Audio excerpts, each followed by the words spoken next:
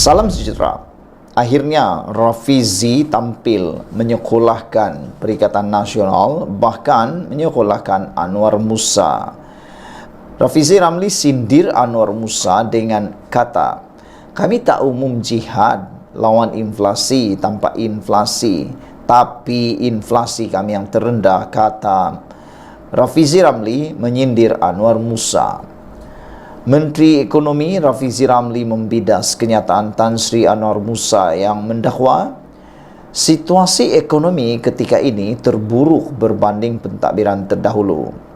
Sambil menyindir ahli PAS itu, Rafizi berkata beliau yakin usaha kerajaan untuk menstabilkan harga barang dengan menurunkan inflasi adalah lebih membuahkan hasil berbanding pasukan khas jihad tangani inflasi yang pernah disertai oleh Anwar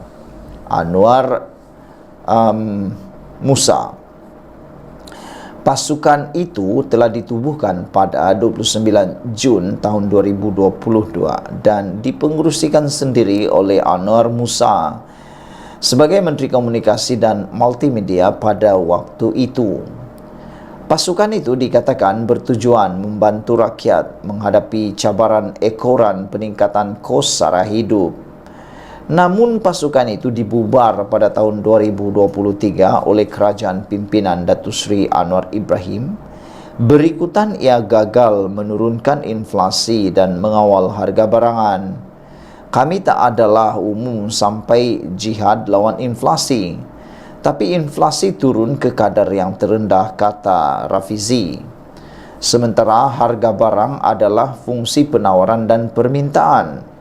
Fokus kerajaan tingkat pendapatan rakyat bukan semata-mata melihat kepada kos barang.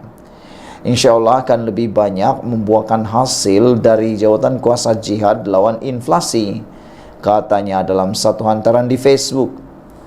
Sementara itu Rafizi berkata sepanjang tahun 2023 kerajaan berusaha memastikan harga barangan stabil sambil menumpu kepada perkara-perkara yang menjadi punca beban kos sara hidup. Antaranya termasuklah gaji yang naik perlahan tidak seiring dengan kos sara hidup. Maka solusinya ialah pelarasan gaji kekitaan awam dan dasar gaji progresif. Menambah kapasiti pengeluaran makanan, maka diperuntukkan dana besar untuk memodenkan pertanian moden kecil melalui IPR. Membaiki rantaian bekalan, kita secara berterusan melihat kepada rantaian bekalan padi, telur dan makanan asas lain, menggalakkan penjualan harga yang berpatutan melalui jalan rahmah dan lain-lain, katanya dalam hantaran di Facebook. Rafizi yang juga naib Presiden PKR berkata kerajaan juga sedang menumpukan kepada penyelarasan subsidi untuk keluarga yang lebih memerlukan supaya dapat mengurangkan beban mereka. Maka dengan itu, katanya, sumbangan tunai yang lebih tinggi dan reformasi subsidi pukal sedang dijalankan. Sekian dulu untuk kali ini. Jangan lupa tinggalkan komen anda untuk isu yang panas ini. Rafizi menyindir Anwar Musa dengan kata, "Kami tak umum jihad lawan inflasi, tapi inflasi kami yang terendah," kata Rafizi lagi.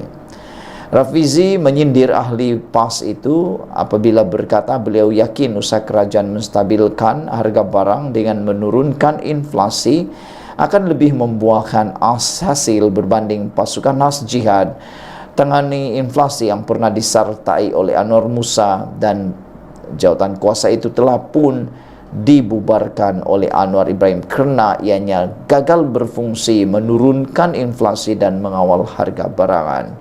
Sekian dulu untuk kali ini. Ikuti terus ulasan selepas ini. Salam sejahtera. Terima kasih kerana bersama dengan saya di Nazilin Unity Channel.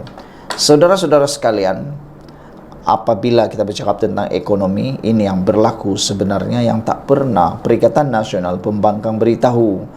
Kadar inflasi OPR berjaya dikawal. Meskipun US dollar 1 bersamaan 4.78 ringgit, kerajaan telah berjaya mengawal kadar inflasi dan kadar semalaman OPR. satu perbandingan yang melibatkan Kesatuan Eropah dan 13 negara lain menunjukkan Malaysia di bawah pentadbiran Perdana Menteri Datuk Seri Anwar Ibrahim berjaya mengawal kadar inflasi dan OPR. Hasil perbandingan dibuat oleh Trending View menunjukkan Malaysia memperoleh kedudukan ketiga terendah untuk inflasi dengan kadar 1.5%, manakala kadar OPR sebanyak 3% meletakkannya di tempat yang kedua.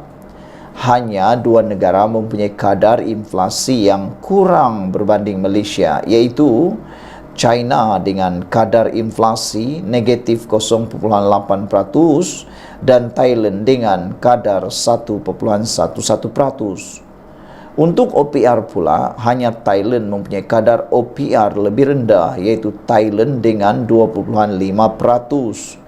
Kadar inflasi tertinggi dialami oleh India dengan inflasi sebanyak 5.1% dan OPR sebanyak 6.5%. Di peringkat tempatan, kadar inflasi sebanyak 1.5% dan OPR sebanyak 3% dicapai. Tanpa perlunya mewujudkan pasukan khas jihad, tangani inflasi di bawah kepimpinan pentadbiran terdahulu di bawah mantan Perdana Menteri Datuk Seri Ismail Sabri Yaakob. Ketika Tan Sri Anwar Musa mempengurusikan pasukan khas tersebut, kadar inflasi Malaysia ialah 4.7%.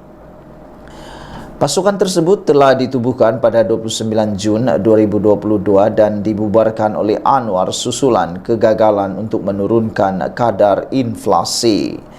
Sekian untuk kali ini. Jangan lupa tinggalkan komen anda untuk isu kali ini. Alhamdulillah, syukur Alhamdulillah kita berjaya mengawal inflasi semasa negara lain masih bergelut. OPR pula tak perlu naik. Inilah yang berjaya dibuat oleh negara Malaysia. Meskipun US dollar 1 bersamaan 4.78 ringgit, kerajaan sebenarnya telah pun berjaya mengawal kadar inflasi dan kadar semalaman OPR. Sekian untuk kali ini, ikuti terus ulasan selepas ini. Salam sejahtera, terima kasih karena bersama dengan saya di Nazilin Unity Channel. Saudara-saudara sekalian, apa yang menggemparkan kita pada hari ini ialah apabila satu kenyataan dilaporkan dalam media, bilangan penganggur paling rendah sejak pandemik. Inilah kemenangan terbesar yang perlu anda share kepada seluruh dunia, seluruh Malaysia tentang data yang menunjukkan bahawa kebanyakan yang didakwa oleh walaun dan para pengikut pembangkang khususnya Perikatan Nasional adalah berunsur mau menjatuhkan kerajaan semata-mata dan memburukkan pemimpinan Anwar Ibrahim semata-mata. Ini kerana disahkan bahawa bilangan penganggur paling rendah sejak pandemik adalah berlaku pada waktu ini. Bilangan penganggur terus menurun kepada 580,700 orang pada 2023 adalah paling rendah sejak pandemik, dengan kadar pengangguran sebanyak 3.4% menurun. Sorotan pasaran buruh suku keempat 2023 yang dikeluarkan Jabatan Perangkaan Malaysia semalam lapor bernama, yang mencerminkan perkembangan ekonomi yang bertambah baik sepanjang suku keempat tahun ini, dengan kadar penyertaan tenaga buruh meningkat 0.6 mata peratus tahun ke depan, tahun ke tahun, mengekalkan kadar tertinggi iaitu 70.1% berbanding suku sebelumnya, kata Ketua Perangkaan Datu Seri Dr. Muhammad Uzir Mahidin. Bilangan tenaga buruh bertambah 20.2% untuk merekodkan 16.91 juta orang pada suku keempat 2023, terutamanya didorong oleh kenaikan 2.5% dalam kedudukan penduduk kerja yang merangkumi 16.35 juta orang, katanya dalam satu kenyataan semalam. Beliau berkata pasaran buruh Malaysia terus bertambah baik pada suku keempat itu, walaupun dalam persekitaran yang mencabar, kerana permintaan dalam negeri yang lebih tinggi telah mewujudkan persekitaran yang menggalakkan kepada industri. Ini menyebabkan Peningkatan dalam pengeluaran yang disebabkan oleh pengembangan ekonomi hampir ke semua sektor. Hal ini menyumbang kepada permintaan buruh yang lebih kukuh meskipun dengan persekitaran luaran yang mencabar. Oleh itu, ekonomi Malaysia berkembang 3% pada suku keempat 2023, lebih rendah daripada pertumbuhan 3.3% pada suku sebelumnya, kata beliau. Guna tenaga tidak penuh yang merujuk kepada bilangan penduduk bekerja kurang daripada 30 jam seminggu mencatatkan pertambahan 6.6% berbanding suku sama pada tahun 2022 dengan sejumlah 286,100 orang. Pada masa sama, katanya, guna tenaga tidak penuh berkaitan kemahiran yang menunjukkan kepada mereka yang berpendidikan tertier tetap bekerja dalam kategori pekerjaan separuh mahir dan kemahiran rendah meningkat sebanyak 2.4% tahun ke tahun untuk merekodkan 1.94 juta orang dengan kadar 37.4% atau terdiri daripada lebih 1/3 penduduk bekerja dengan pendidikan tertier. Dari sudut pandangan permintaan buruh, Muhammad Uzir berkata jawatan dalam sektor ekonomi mencatatkan peningkatan 2.1% kepada 8.94 juta jawatan berbanding tahun lepas, dengan jawatan diisi merangkumi 97.9% daripada jumlah jawatan berkembang 2.1% kepada 8.74 juta. Pada itu beliau berkata, permintaan buruh di Malaysia terus bertambah baik pada suku ini ditunjukkan oleh pertumbuhan 0.6% dalam bilangan pewujudan jawatan untuk memenuhi keperluan industri yang merangkumi 31.100 jawatan. Seiring perkembangan ekonomi pada suku keempat 2023, produktiviti buruh yang diukur berdasarkan nilai ditambah per pekerja meningkat 0.5% berbanding suku yang sama tahun lepas merekodkan nilai RM25.080 per pekerja.